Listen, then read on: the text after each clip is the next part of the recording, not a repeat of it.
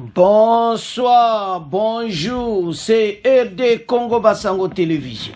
Comme toujours avant de commencer notre émission, nous disons merci à Dieu. Nous disons merci à nos chers abonnés et téléspectateurs qui nous suivent partout dans le monde et en RDC. Bande Koranga, soyez les bienvenus. À la une, chers téléspectateurs, émission Lelo Bandeko et sur la loi électorale. Quelles sont les innovations apportées dans la nouvelle loi électorale? Bandeko, beaucoup yoka, bako expliquer la loi électorale Bandeko. Compte rendu Bandeko avec le directeur juridique de la CENI, Edi Kisile. Beaucoup yoka bako expliquer Bandeko Kadimaze expert. Pour ma kambo bo yoka bo mona penake mboka mutu akoki na place yewana. Le président de la commission électorale indépendante a animé un cadre de concertation avec les mandataires des partis, regroupements politiques, également reconnus en RDC. Au cours de ces assises, la CENI a échangé avec les mandataires des partis politiques sur les innovations de la loi électorale. Il s'agira de cette émission de souligner ces innovations et les mesures d'appliquer et dictées par la CENI relatives à ces innovations. Quelles sont les principales innovations de la loi électorale? C'est quoi le seuil de recevabilité des listes? Comment la nouvelle loi prend-elle en compte la dimension genre dans la constitution des listes? Alors, Toyoka, directeur juridique de la CENI, ndenga zoko expliquer yango bandeko Kadima yebi bulu po sono tala biloko buto mona yango te na lera nanga ina na avant bazo planifier nyonso baza ko expliquer ndeni bureau par vote boko yo kandeni bakutanga ba combo vote bureau par bureau non Kadima j'espère tozala bandeko to comprendre que masolo eza vrai Kadima ko sala vrai masolo. Alors bandeko nangai Kadima azosala oyo kaka bulo na ye tozomona penaki makambo gole ya kitoko. Alors toyoka ndenge innovation de la loi électorale. Bon, on continue mission na biso. Lors de notre chronique électorale, on va parler aujourd'hui des innovations apportées dans la nouvelle loi électorale avec Edi Kisile, directeur juridique à la CENI. Monsieur Edi Kisile, bonjour. Bonjour. Le président de la Commission électorale nationale indépendante, CENI en sigle, a animé un cadre de concertation avec les mandataires de partis et regroupements politiques. Légalement reconnu en RDC au cours de ces assises, la CENI a échangé avec les mandataires des partis politiques sur les innovations de la loi électorale. Il s'agira dans cette émission de souligner ces innovations, les mesures d'application édictées par la CENI relatives à ces innovations. On va donc découvrir quelles sont les principales innovations de la loi électorale, c'est quoi les seuils de recevabilité de liste, comment la nouvelle loi électorale prend-elle en compte la dimension genre dans la constitution de liste. Et je le disais, nous avons avec nous dans ces studios Edi Kisile, directeur juridique à la CENI. Et une fois encore, je rappelle le numéro des contacts si vous voulez intervenir, composer les 0 81 890 64 ou les 099 706 63 94. Alors, dites-nous d'abord, Edi Kisile, quelles sont les principales innovations apportées dans la loi électorale? Les principales innovations apportées sont notamment l'introduction du seuil des recevabilités des listes au prorata de 60% des sièges en compétition. La prise en compte de la dimension genre dans la constitution des listes, conformément à l'article 14 de la Constitution. Il y a également la distinction des inéligibilités définitives pour crimes graves, entendez génocide, crimes contre l'humanité, crimes de guerre. Donc la distinction de ces inéligibilités-là, de celles temporaires pour les autres types d'infractions. Il y a également la définition d'un régime légal exhaustif pour le vote électronique et semi-électronique. Ici, c'est suite à la polémique qu'on avait eue lors du cycle précédent sur la problématique de la machine à voter. Cette fois-ci, le législateur a voulu faire un distinguo clair entre le vote électronique et le vote semi-électronique. Il y a également l'obligation pour la CENI d'afficher les résultats bureau de vote par bureau de vote au niveau des centres de vote et au niveau des centres locaux de compilation. Une autre innovation, c'est l'obligation pour la CENI de publier tous les résultats bureau de vote par bureau de vote dans ses locaux ou sur son site internet. Également, l'obligation pour la même CENI de publier la cartographie électorale 30 jours avant le début de la campagne. Ici, la cartographie électorale, c'est la liste des bureaux de vote avec leurs adresses de manière précise. Enfin, il y a l'obligation pour la CENI d'assurer la transmission des plis destinés aux cours et tribunaux avant le traitement, ainsi que l'obligation pour les cours et tribunaux de se servir de ces plis contenant des procès-verbaux lors de traitement des contentieux. Voilà, ça c'est autant les innovations qui ont été apportées. Alors, il y a cette innovation très importante, c'est l'introduction du seuil de recevabilité des listes au prorata de 60% de sièges en compétition. Alors, c'est quoi le seuil de recevabilité des listes? Le seuil de recevabilité, c'est un pourcentage fixé par la loi que les partis et regroupements politiques doivent atteindre pour que leur liste de candidatures soit déclarée recevable. Et concrètement, on peut donner un exemple par rapport à 60%, les listes au prorata 60% du siège en compétition? Oui, il faut ici affirmer que ces seuils ici s'appliquent au niveau national pour les élections des députés nationaux, oui, au niveau provincial pour les élections des députés provinciaux, au niveau local ou au niveau de la circonscription pour les élections communales et les élections locales.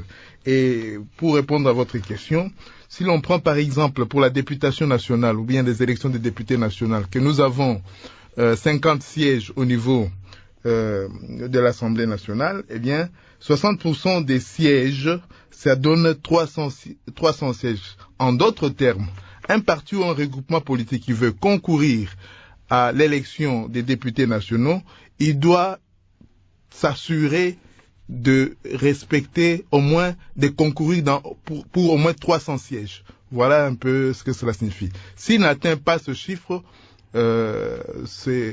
toutes ces listes seront déclarées irrecevables.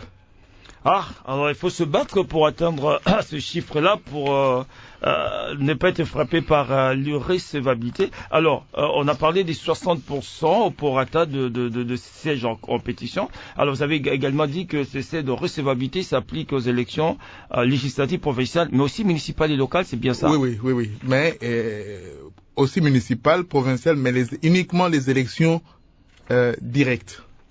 Les indirects ne sont pas concernés. D'accord. Est-ce que ce seuil de recevabilité de liste, ça peut-il s'appliquer à l'élection présidentielle? Non. Le seuil de recevabilité ne s'applique pas à l'élection présidentielle. Vous allez remarquer que il s'applique pour les élections où on peut déposer des listes. Oui. C'est-à-dire vous avez des élections des listes où on peut postuler. L'élection du président de la République, c'est une candidature unique, quel que soit le parti ou le regroupement politique, où on ne peut pas calculer un certain seuil parce qu'il n'y a qu'un seul candidat. Et est-ce qu'en dehors du seuil de recevabilité, il y a un autre seuil? Oui. En dehors de ce seuil, il y a le seuil que nous connaissons déjà depuis le scrutin passé. La loi électorale modifiée en 2017, c'est le seuil légal de représentativité.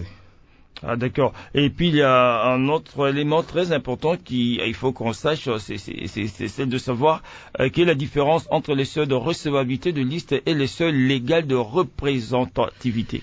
Le seuil de recevabilité des listes s'applique au niveau du dépôt des dossiers de candidature.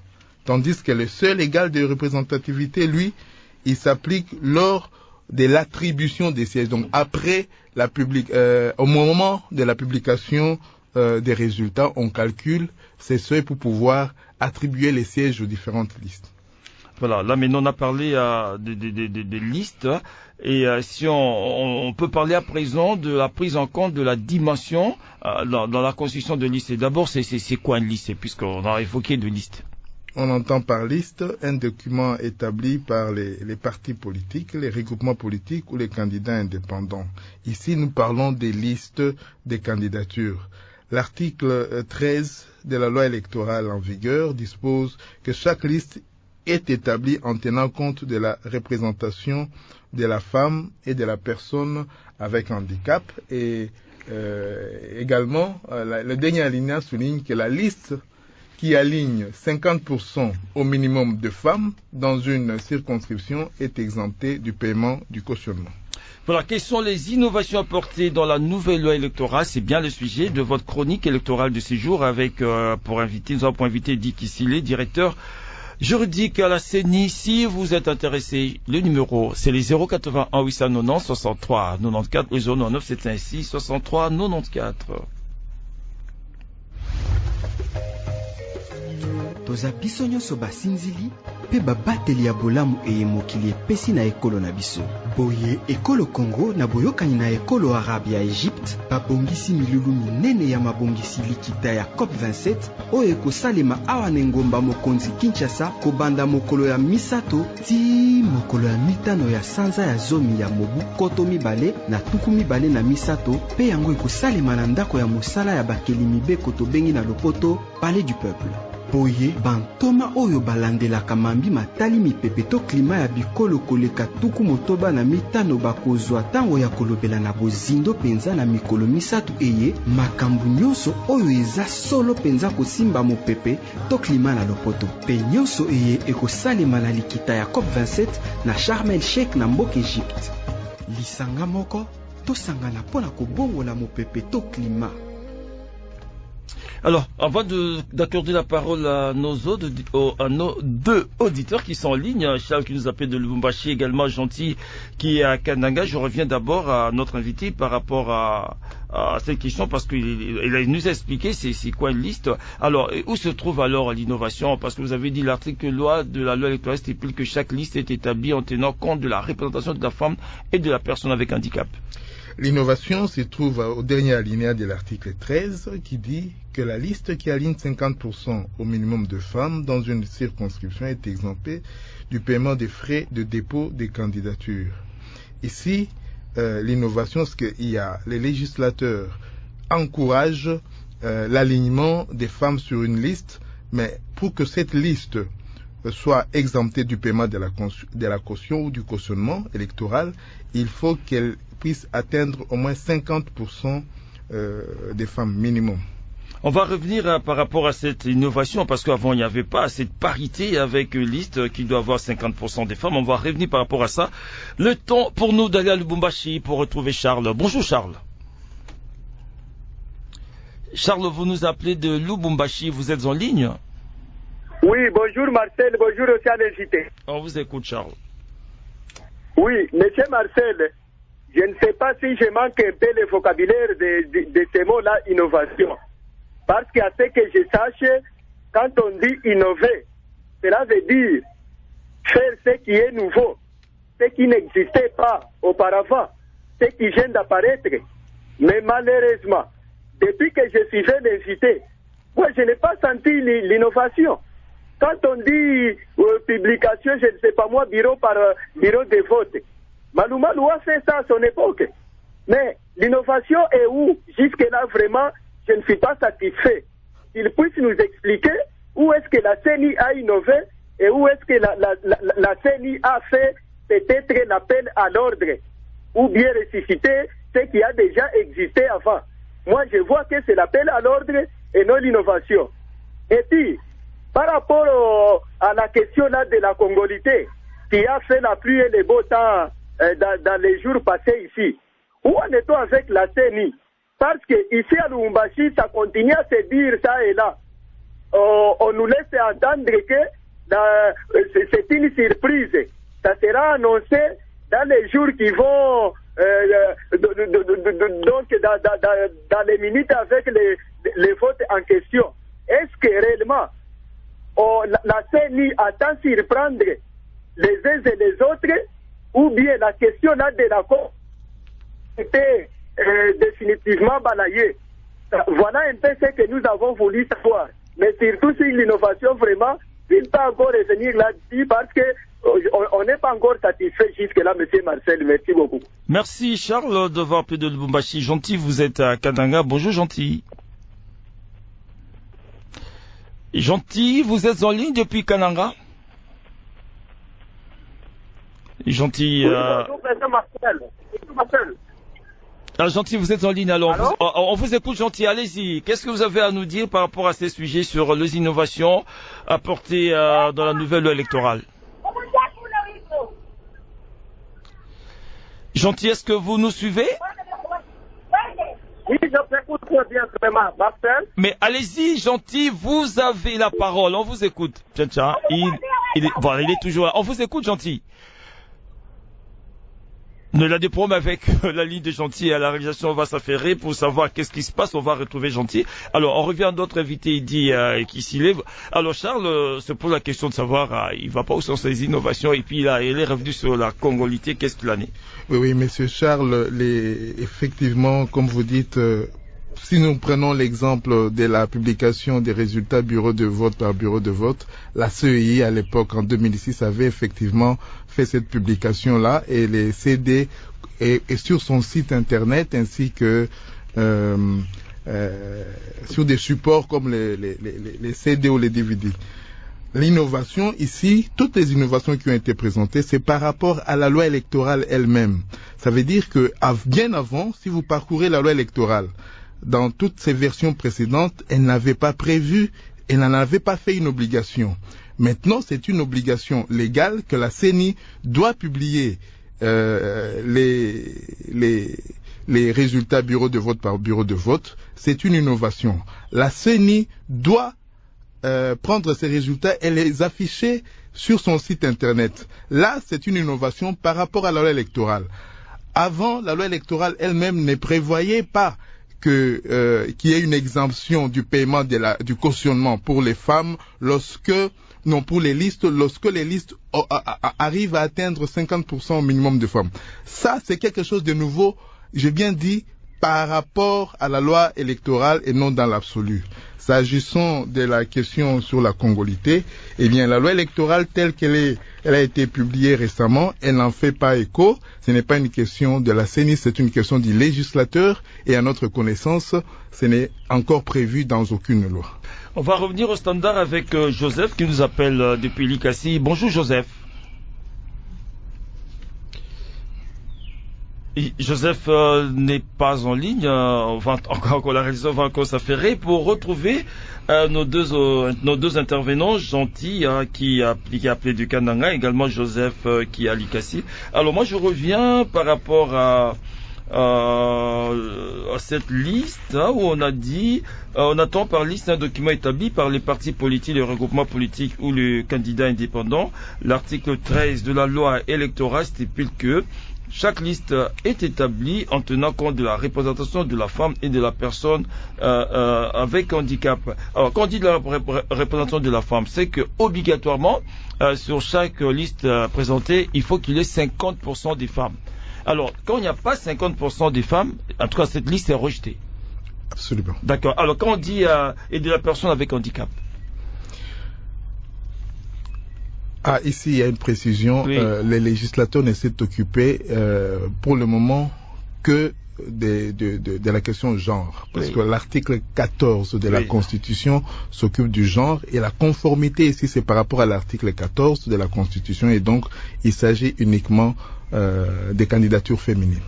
Alors, à la question où se trouve l'innovation, vous avez dit, l'innovation se trouve sur le fait que la liste qui aligne 50% au minimum des femmes dans une circonscription est exemptée du paiement des frais de dépôt des candidatures, même si l'un ou deux de ces suppléants sont des hommes. Essayez un peu de nous éclairer là-dessus.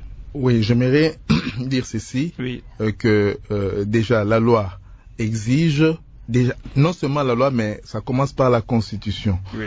Les députés nationaux, les députés provinciaux sont élus avec leurs suppléants. Lorsque vous venez dans un bureau de réception et de traitement des candidatures de la CENI, vous amenez votre candidature. Vous avez soit sur une liste d'un parti politique ou d'une liste d'un regroupement politique. Chaque candidat doit obligatoirement être accompagné, ou sa candidature, de celle de ces deux suppléants.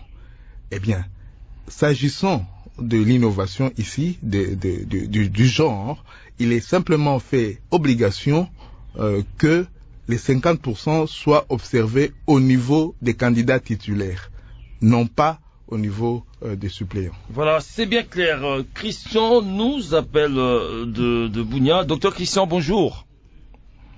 Oui, bonjour, messieurs les journalistes, bonjour l'auditeur, bonjour Radio Capri, Radio de la Paix. Bon, je voulais parler sur les élections de 2023.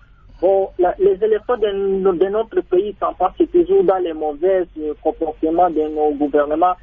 Bon, cette élection d'abord de 2023, notre président Félix Antoine Tshisekedi, il peut se mettre d'abord ces élections d'abord pour l'avenir de notre population, étant que notre population sont en train toujours de souffrir la guerre à l'est du pays, au nord Kivu, à Ituri, il y a de M23, les terroristes de l'ADF ou les CODEFO, la guerre d'abord ça cesse.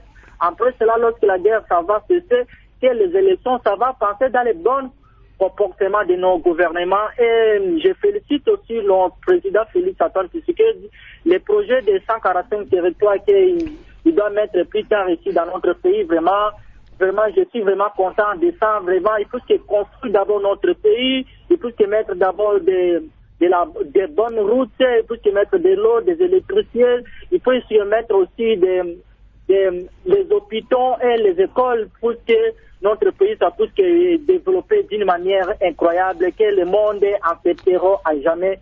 Je dis et je vous remercie. Alors, docteur Christian, par rapport au sujet, enfin, au thème du jour, les innovations apportées par la CENI dans cette nouvelle loi électorale, il y a par exemple la liste. On dit que la liste, il faut 50% minimum des femmes dans une liste présentée pour les élections. Qu'est-ce que vous avez pas un commentaire par rapport à cela? Bon, les élections du 2023 par rapport à la mort des femmes, bon, les femmes aussi doivent aussi postuler d'une président, mais une femme, il n'a pas un pouvoir d'être une mobilité d'une association présidentielle, non. Mais parce qu'il y a aussi d'autres femmes aussi qui dirigent des pays d'autres, comme en Tanzanie, comme à d'autres pays dans le continent européen. Mais ici au Congo, une femme ne doit pas diriger le pays parce que... Mais docteur Christian, ici on parle plus de la liste pour les législatives. C'est-à-dire que 50% des candidats doivent être des femmes. Oui, les femmes aussi doivent postuler, ce n'est pas mauvais. Les femmes aussi doivent postuler, mais nous devons nous mettre sur la meilleure élection de notre pays d'abord, pour que notre pays a beaucoup de problèmes. Voilà, merci. Vous avez déjà parlé de ça, docteur Christian. On va plus revenir. Merci, docteur Christian, d'avoir appelé depuis Bunia. On reste à Bunia pour retrouver Ben. Bonjour Ben. Bonjour Radio Gapi et bonjour à tous les auditeurs qui nous passent. On vous écoute, Ben. Qu'est-ce que vous avez à nous dire par rapport au thème du jour dans cette chronique électorale? On parle des innovations apportées dans la nouvelle loi électorale. Exactement. J'ai suivi l'invité et mes prédécesseurs. J'ai suivi l'invité par rapport aux innovations et points 5 et 6. Bon, moi, je ne sais pas si l'invité peut nous expliquer un peu par rapport à afficher, publier. Bon, parce que moi, je sais que ce qui est affiché, c'est ce qui sera publié. Moi, je ne sais pas à ce niveau-là si un peu il peut nous éclairer sur d'abord par rapport à ça.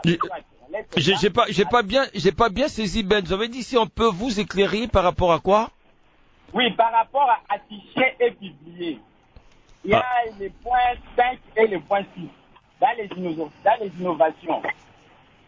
Oui. Tantôt l'invité nous parle d'afficher, tantôt il nous parle de publier. Bon, moi je ne sais pas quel est le concept qui est retenu parce que ce sujet avait fait même débat au niveau de l'Assemblée nationale. Il nous parle d'afficher, publier. Bon, ce que moi je sais, c'est qu'on va afficher, c'est ce qui sera aussi publié. Ou soit l'invité nous dit que soit ce qui ne sera pas publié, ça sera seulement.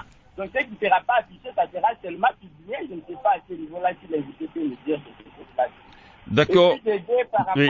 Je voudrais enchérir par rapport au processus dans l'organisation. Bon, il est vrai que la CENI nous a apporté des innovations. Moi, je ne sais pas. Le processus électoral est demeure encore dans l'exposé des motifs partiels. Cette CENI devait nous organiser les élections urbaines, municipales, tout, mais moi, je ne sais pas ce qui se pose à quel niveau il y a encore un problème pour que ces élections-là ne soient pas encore organisées sur cette tenue. Au moment où cette tenue est née de l'alternance, où les gens qui sont au pouvoir à l'heure actuelle, ils ont beaucoup exigé à la tenue précédente et que c'est une aussi occasion pour eux de nous organiser ces élections-là. Nous sommes à notre 3e cycle électoral. Moi, je ne sais pas à ce niveau-là si la tenue peut nous dire quoi à ce niveau-là, parce que là, on continue toujours à faire garder les élections municipales, les autres élections-là. Il n'y a que les élections présidentielles et les autres élections des députés nationaux. À ce niveau-là, je ne sais pas si l'invité peut me dire, parce que j'ai lu l'exposé motif de la loi électorale. C'est ça ma contribution par rapport à ça. Merci Ben d'avoir appelé depuis Bunia. On revient à Kinshasa, on va accorder la parole à Malonga. Bonjour Malonga. Malonga, vous êtes en ligne? Malonga n'est plus en ligne, on pourra revenir après à Malonga, j'espère que la réalisation va s'y affairer. Alors vous avez suivi Christian qui est appelé de Bunia et également Ben qui est aussi dans la même ville. Comment réagissez-vous? Oui, Monsieur Ben de Bunia, il aimerait que l'on puisse lui donner une certaine précision sur les deux concepts, l'affichage et la publication. Rapidement, je vais rappeler que lorsque les bureaux de vote travaillent, il y a le scrutin et puis il y a le dépouillement. Après le dépouillement, il est fait obligation d'afficher. Chaque bureau de vote, après le dépouillement, affiche immédiatement les résultats. Ça, c'est l'affichage. Mais également, ces résultats de toute la circonscription sont acheminés, les plis en tout cas sont acheminés vers le centre local de compilation et je rappelle qu'il y a un centre local de compilation des résultats dans chaque circonscription. Ils font l'agrégation des résultats de toute la circonscription et à ce niveau ici, après cette agrégation, il y a un affichage qui s'est fait signer par les témoins des partis et regroupements politiques. Ces résultats par CLCR sont envoyés au niveau du siège de la CENI où on fait la consolidation de tous les résultats et à ce moment-là intervient la publication des résultats provisoires. Mais après même cette publication des résultats provisoires qui s'est fait par voie de presse, généralement en direct, ces résultats-là, désagrégés bureau de vote par bureau de vote, seront affichés sur le site internet de la CENI. Et vous avez dit, en tout cas, le résultat bureau de vote par bureau, c'est une obligation. C'est une obligation de la loi. Voilà, Ben est revenu également par rapport aux élections locales, municipales. Qu'est-ce qu'il a dit? Oui, simplement que la Commission électorale nationale indépendante, dans sa feuille de route, a prévu l'organisation des élections urbaines, municipales et locales. C'est prévu. Ah, c'est prévu, donc ça va se passer. Alors, on va poursuivre avec cette disposition où on parlait on a parlé de liste. Hein, qu'est-ce qu'on attendait par une liste? Vous avez expliqué également l'innovation avec 50% minimum des femmes dans une circonscription. C'est exempté du paiement des frais de dépôt lorsqu'il y a 50% de femmes sur la liste. Alors, le seuil de recevabilité, lorsqu'on parle de cette disposition concernant les 50% et le seuil de recevabilité, cette disposition n'a plus rien à voir avec le seuil de recevabilité, c'est bien cela? Le seuil de recevabilité est différent du seuil de représentativité. Oui. Le seuil de représentativité, comme je l'ai dit, il se calcule après le scrutin. À ce moment-là, atteindre le seuil non, je parlais du seuil de représentativité. Atteindre le seuil de représentativité, c'est gagner ou avoir le droit de participer à l'attribution des sièges.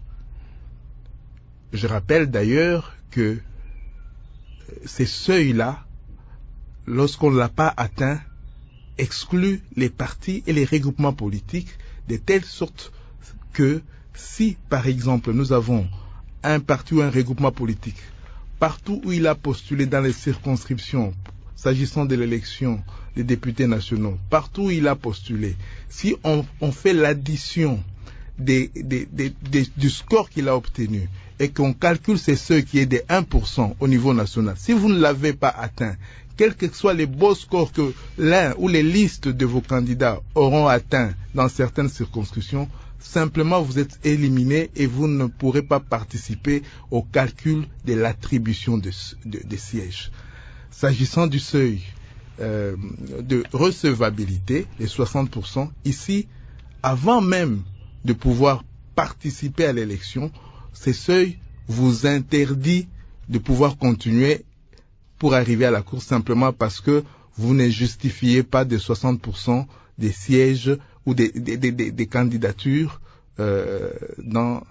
soit au niveau national, provincial ou au niveau de la circonscription. Donc le seuil de recevabilité, ça c'est avant même les élections, lorsqu'on dépose les listes, c'est ça? Oui, ces seuils-là vous permet ou vous interdit de participer au vote. D'accord. Et les seuils de représentativité, c'est après les élections? C'est après les élections, après les scrutins. Alors, comment obtenir les 50% dans une circonscription qui présente un nombre de sièges impairs? Oui, ici, les partis et regroupements politiques doivent se rassurer. Vous êtes dans une circonscription à un nombre impair. Comment vous savez que vous avez atteint les 50%? Vous prenez ce chiffre, vous additionnez au niveau supérieur, vous faites plus 1 et puis vous faites la division et vous avez ainsi par exemple dans une circonscription à 3 sièges, vous faites plus 1, ça fait 4 divisé et donc par 2 vous avez 2 sièges. Donc si vous avez 2 femmes sur une liste de 3 personnes dans une circonscription à 3 sièges, eh bien vous êtes exempté du paiement de la caution.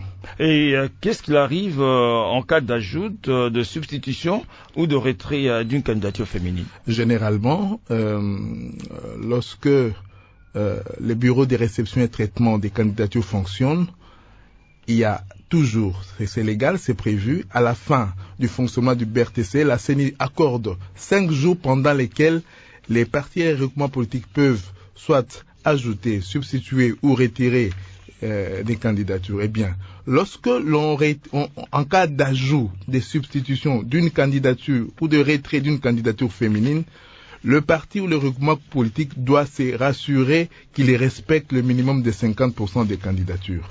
Admettons que lors du retrait ou de substitution, vous substituez une femme par une candidature féminine par une candidature masculine, eh bien, vous devez vous rassurer alors de venir avec la preuve de paiement.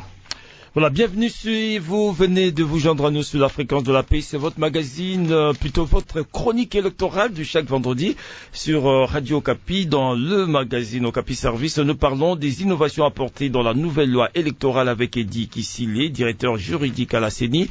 Vous voulez participer, composez les 081 890 63 94 ou les 09 706 63 94. Allô? Allô? Allô? C'est parce que Radio Okapi unit le Congo que vous êtes concerné par cette émission. Bonjour monsieur le journaliste, bonjour. En tout cas, j'étais très ravi par rapport à ça. Je suis vraiment ravi par la pertinence de l'interview. Habitants de toutes les provinces, parole aux auditeurs et votre émission. Vous donnez votre avis sur les grands thèmes de l'actualité ou les petits tracas de la vie de tous les jours. À vous aussi de proposer des solutions. Chacun doit avoir la conscience qu'il n'a pas bien travaillé. Les intouchables dans ce pays n'existent pas. Suivez cette émission chaque jour de 13h à 14h, heure de Kinshasa. Parole aux auditeurs, une émission à réécouter du lundi au vendredi à 21h. Voilà, nous parlons de principales innovations apportées dans la loi électorale. Il y a certainement ce qui vient de nous prendre en cours. Si vous voulez bien revenir, Monsieur Eddy Kisile, par rapport à ces innovations apportées dans la loi électorale. Oui, merci. Nous avions dit qu'il y a l'introduction d'un seuil de recevabilité des listes pour atteindre 60% des sièges en compétition. Nous venons de développer là-dessus. Oui. Mais il y a également la prise en compte de la dimension genre, en référence à l'article 14 de la Constitution qui veut qu'il y ait parité.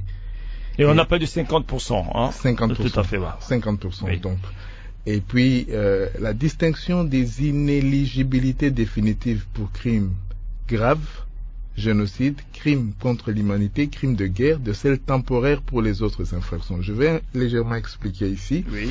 C'est que dans la version précédente de la loi électorale, le législateur avait cité un certain nombre d'infractions, parmi lesquelles le viol, les détournements des deniers publics, et ces infractions graves ici, les génocides, les crimes contre l'humanité.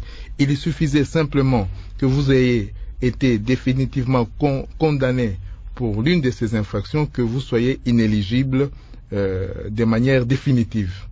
Ici, le législateur a allégé la situation en ce que lorsque la personne condamnée a purgé sa peine, elle peut de nouveau être éligible. Elle peut de nouveau être en mesure de déposer sa candidature ou de concourir à une élection. Sauf pour les cas de crimes graves, parmi lesquels il y a les génocides, les crimes contre l'humanité et le crime de guerre. Après cette innovation, il y a la définition, le législateur a essayé de définir c'est quoi le vote électronique, c'est quoi le vote semi-électronique, et c'est quoi le vote manuel. Vous avez dit c'était important d'éclairer cet aspect des choses parce que ça a posé problème lors du cycle dernier. Oui, lors du cycle dernier, nous avons eu des problèmes. Il y avait une certaine polémique sur la nature du vote qu'a amené la machine à voter. Oui. De telle sorte que cette polémique a plus ou moins amener des problèmes de crédibilité par rapport au scrutin qu'on devait faire. Mais ici, les législateurs définissent c'est quoi le vote manuel, c'est que nous avons toujours fait les votes à bulletin papier, oui. Parce qu'avant, il était simplement dit que le vote est soit à bulletin papier, soit il est électronique. Et la machine à voter pose problème en ce que non seulement que c'est un vote à bulletin papier, mais il y a une possibilité d'électronique là-dedans. Maintenant, ici, nous avons le vote purement électronique, donc dématérialisé, que la loi a défini. Il y a le vote semi-électronique, c'est le cas de la machine à voter. Il y a le vote manuel que nous avons utilisé en 2006 et en 2011. C'est en fait ici que le législateur a voulu faire un distinguo sur les différents types de votes. Aujourd'hui, c'est clairement défini. Et on donnera le choix entre ces différents types de votes? Il est donné le choix, sauf que la loi dit clairement que pour le cycle en cours, le vote électronique ne peut pas être utilisé. D'accord. Ça veut dire qu'on a le choix entre le manuel et le semi-électronique. Voilà, on continue avec les innovations. Voilà, il y a maintenant l'obligation pour la CENI d'afficher les résultats bureau de vote par bureau de vote au niveau des centres de vote et des centres locaux de compilation des résultats. J'aimerais ici dire qu'un bureau de vote est dans un centre de vote. Et un centre de vote peut avoir 2 bureaux de vote jusqu'à 6 bureaux de vote. L'ensemble de tout ça, c'est ça le centre de vote. Et généralement, les centres de vote sont installés dans des écoles. Ils peuvent être ici également installés dans les hôpitaux, mais principalement dans les écoles. À ce niveau ici, lorsque dans un bureau de vote se termine le dépouillement, il est fait obligation d'afficher. Un des auditeurs a dit que cela se fait déjà. Oui, cela se fait déjà, mais maintenant c'est une obligation. Lorsque chaque bureau de vote affiche devant sa porte les résultats après dépouillement, nous avons ainsi un affichage en même temps au niveau de ce centre de vote qui est un ensemble de 2, 3, 4, 5, maximum 6 bureaux de vote. Mais quand vous dites l'obligation pour la CENI d'afficher les résultats bureau de vote par bureau, et en d'autres termes, la CENI doit également s'assurer que ça va se passer comme ça. Il ne faut pas que les gens, après avoir voté, ils viennent plus vous dire c'est une obligation, qu'on ne voit pas que c'est affiché. C'est une obligation. Il y a ce qu'on appelle les parties prenantes au processus. Nous avons les témoins des partis politiques, nous avons les observateurs à ce niveau-là sur le terrain qui se rassurent. Donc nous avons le niveau du centre de vote où on affiche, oui. Et nous avons également le niveau des CLCR, les centres locaux de compilation des résultats. Comme je l'ai dit avant, nous avons un CLCR par circonscription. Le centre local de compilation fait l'agrégation des résultats. C'est ça, le CLCR, d'accord. Centre local de compilation des résultats. Ici, tous les, comment nous les appelons, les chefs des centres de vote, avec les plis des bureaux de vote qu'ils supervisaient, ils se dirigent vers le CLCR, le centre local de compilation des résultats, et à ce niveau, après l'agrégation des résultats, il y aura un PV avec les résultats signés par les témoins des partis et regroupements politiques, ils seront affichés. Et donc, ici, ça a toujours été fait, mais il est fait obligation d'affichage aux deux niveaux. Centre de vote et centre local de compilation des résultats. L'autre obligation qui vient, c'est l'obligation de publier tous les résultats, bureau de vote par bureau de vote, non seulement dans les locaux de la CENI, mais également sur son site internet. Alors ça c'est intéressant. Si on n'a pas le temps d'aller devant un bureau de vote, on peut aller sur le site internet, on va retrouver les résultats. Et là aussi c'est obligatoire. C'est une obligation. Voilà, une autre obligation, parce qu'il y a beaucoup d'obligations, une autre obligation. L'obligation pour la CENI de publier la cartographie électorale 30 jours avant les débuts de la campagne. Ici, la loi électorale telle qu'elle existait avant la modification, à son article 6, prévoit la publication de la liste de la liste des bureaux de vote. Elle le prévoit. Mais ici, cartographie, la liste de BVD, des bureaux de vote et leurs adresses doivent être publiées 30 jours avant les débuts. Avant, c'était l'article 47. Oui. Elle prévoit déjà la publication de la liste. Ici, le législateur a voulu insister en disant 30 jours avant les débuts de la campagne, vous devez publier la liste de bureaux de vote ainsi que leurs adresses. Voilà. Il y a également cette obligation pour la CENI d'assurer la transmission des plis destinés aux cours et tribunaux avant le traitement des contentieux. Avant, c'était pas obligatoire. Ça se faisait, c'est obligatoire. Je crois que le législateur a voulu insister parce que pour améliorer les conditions dans lesquelles se passent les contentieux, dans la mesure où chaque bureau de vote, lorsqu'on termine les dépouillements, il y a des plis, des résultats et d'un certain nombre de documents électoraux qui sont constitués au niveau de chaque bureau de vote. Dans ces plis, il y a des plis destinés aux juridictions parce que éventuellement il peut y avoir contentieux, il peut y avoir recours.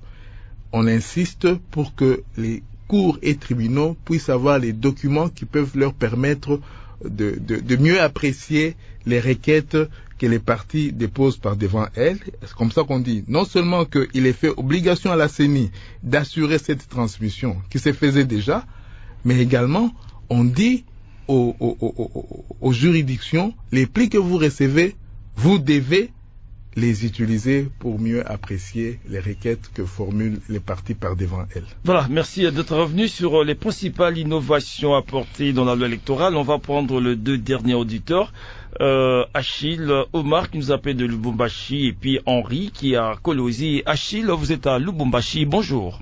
Bonjour chers journalistes, bonjour à l'invité et au invité de la radio Capi. On vous écoute Achille. Oui, moi je trouve que les innovations de la CENI sont quand même dans les normes et ça pourra aider la crédibilité aussi la transparence des élections de 2023 ou les autres années. Mais je pensais que la CENI allait aussi revoir le système d'organisation par rapport au choix des suppléants. Parce qu'aujourd'hui on fait face à une difficulté parlementaire suite à cet aspect. Vous allez trouver si c'est un papa, un monsieur qui a postulé, il prend sa femme et son enfant comme ses deux suppléants. Au cas où un poste reste vacant, dans son mandat, c'est son enfant ou sa femme qui va remplacer, alors qu'il n'a pas la maturité ni la matière qu'il maîtrise pour la gestion du pays. C'est pourquoi aujourd'hui on a un parlement qui on dirait qu'il fait les stages. Et on a des stagiaires au Parlement, des députés qui ne réfléchissent pas pour le développement du pays. C'est ça la conclusion. Je pensais que la CENI allait aussi revoir cet aspect. Si on revoyait cet aspect, je crois que ça va marcher dans les jours à venir. Merci Achille d'avoir appelé de Lubumbashi. Le tout dernier, c'est, je vais retrouver rapidement son nom, c'est Henri, oui, Henri qui nous appelle de Kolwezi. Bonjour Henri. Oui, bonjour messieurs les journalistes, bonjour à l'invité et à la radio Capi. On vous écoute Henri, rapidement. Oui, bon, moi je voulais aussi juste intervenir par rapport à l'innovation de la CENI. L'innovation c'est bien. Mais ma question, je voulais poser à l'invité, c'est par rapport aux machines à voter. Oui. Il y a des fois, à chaque fois, il y a de nouvelles élections qui vont se passer en RDC. Vous verrez qu'il y a des commandes de machines qui viennent. Alors, je voulais poser d'abord la question à l'invité. Est-ce que le machine qu'on avait utilisé la fois passée, est-ce que c'est un usage unique ou bien ces machines, après avoir les utilisées, vous les déplacez et vous les classez à côté? Et par rapport à tout cela, je voulais encore encourager cette innovation parce que la parité aussi, c'est mieux. Quand vous voyez le pays comme le Rwanda, il y a des femmes qui sont là tout autour du président. Vous verrez qu'avec les femmes, on ne peut jamais vivre les cas de détournement. Je crois qu'avec la CENI, comme la CENI a pensé à l'union sur les femmes, là j'encourage cette procédure parce que travaillons d'abord avec les femmes parce que les hommes exagèrent beaucoup en volant de l'argent, en détournant les fonds. Alors cette innovation, je les salue à partir de... Merci. Voilà. Merci Henri d'avoir appelé de Kolwezi. En tout cas, cette fois-ci, la réalisation, c'est les tout derniers. C'est Roger qui nous appelle de Likasi. Bonjour Roger. Roger, vous êtes en ligne depuis Likasi. Bonjour. Voilà, Roger n'est plus en ligne, on revient à notre invité et puis on va conclure. Alors vous avez cette question des intervenants qui a parlé des suppléants qui sont de la famille. Apparemment la CENI n'est pas revenue là-dessus. Et puis le tout dernier qui a parlé de machines. Pourquoi chaque fois il faut d'autres machines alors qu'on a déjà des machines qu'on avait utilisées lors du cycle précédent? Oui, merci. Monsieur Achille de Lubumbashi qui parle de la question, de la problématique des suppléants membres de famille biologique. J'aimerais quand même rappeler que la loi est faite par le Parlement, l'Assemblée nationale et le Sénat. La CENI vient, lorsque la loi a été adoptée, est obligée à faire des mesures d'application de la loi. Et donc cette question des suppléants membres de famille biologique n'a pas été retenue par les législateurs. Et donc ce n'est pas le fait de la CENI, c'est une problématique très importante comme il a souligné, mais il appartiendra à notre Parlement d'en tenir compte dans les modifications futures. Monsieur Henri de Kolwezi, la machine à voter, est-ce qu'elle est à usage unique? Non, je vais parler d'innovation en 2018 importante qui nous permettait et qui permet encore jusqu'aujourd'hui de pouvoir minimiser la question des coûts des élections. Et la CENI récemment venait de faire une vaste opération des inventaires. On a fait des inventaires sur toute l'étendue du territoire national parce que nos machines sont stockées. Et donc, il y en a des fois des batteries qui deviennent défectueuses ou bien qui sont volées. Tout ça là fait que, en prévision des élections de 2023, on fait les inventaires et on voit comment on peut remplacer certains composants ou simplement remplacer certaines machines qui sont tombées en panne dans l'entretemps. Voilà. Donc, ces machines-là seront utilisées, mais des commandes supplémentaires pourront être faites en fonction de certaines pertes ou de certaines avaries. Eddie Kissile, directeur juridique à la CENI, merci d'avoir été des nôtres dans cette chronique électorale de chaque vendredi dans le magazine Okapi Service. On a parlé des innovations apportées dans la nouvelle loi électorale. Alors, bandeko tolandi, sikoyo bandoki ya Congo, bandeko bamususu bazali banda mboka baosala ba conférence de presse, baza koloma makambo sono otala bimi élection kozala. Monoscope boluga ka akende te monoscope akovanda wana na 2023. Élection koleka propre et puis Fatia lobika aza vraiment makambo eleka nango bien. Azomona ki élection kozala très propre et puis respecté. Ba Congolais toyebete avant élection kimi okota na mboka. Bato nyonso basa mbulo na kwa muto bakuluna na Kinshasa tu bazolinga batia désordre mais élection kozala. tolandi biso nyonso wana tomekana kodisi balobi bako bureau par bureau donc baliste kobima bureau par bureau combien va voter pona Fayulu pona Fachi pona Katumbi donc moto nyonso opposé bureau par bureau batandi wana fraude électorale ezala te makambo eza très propre bato baza agité bazotia nde désordre mboka ezokende na direction ya kitoko élection oyo koleka très propre bakongole bokondima te basango so omoni bavandi nye bamoni baexpertise akadima basango bavandi nye bakoti na kazaka baloba te bamoni ke élection ekozala bamachine baéquipement nyonso esi eyaki epuis toyebi ete kadima l'avait dit clairement bakosala identification na enrôlement des électeurs na même moment et puis alobi pape et 3 mois donc 3 mois esili nango quand il a dit c'est belé bazondima te noka ndeko mazobe est-ce que 3 mois ngo eza mais à ça expert il a dit ça Congolais face à na carte d'identité mboke ko changer mokolo ba congolais ba loba fatini na boyebi biso boye mutu nyonso na carte na yi bayeba originaire ozadu oza originaire bande ko ba emploi pe ko monana misale ko monana donc ba uto pesa sur 900 millions ba uto pesa à peu près ce qui comme donc la majorité doit mbongo tika mu kepo e comme 900 millions. Donc, à ce moment mbongo, il y a recensement. Ministre de la Finance a signé. Mbongo est bimi na caisse à l'État. En attendant, le sponsor so ba opesa ça.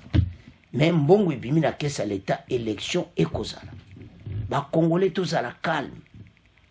Agité, oyo ka batu baza agité pour bazo linga mubule bima na mboka. Comme ça, élection et kozala te, allez.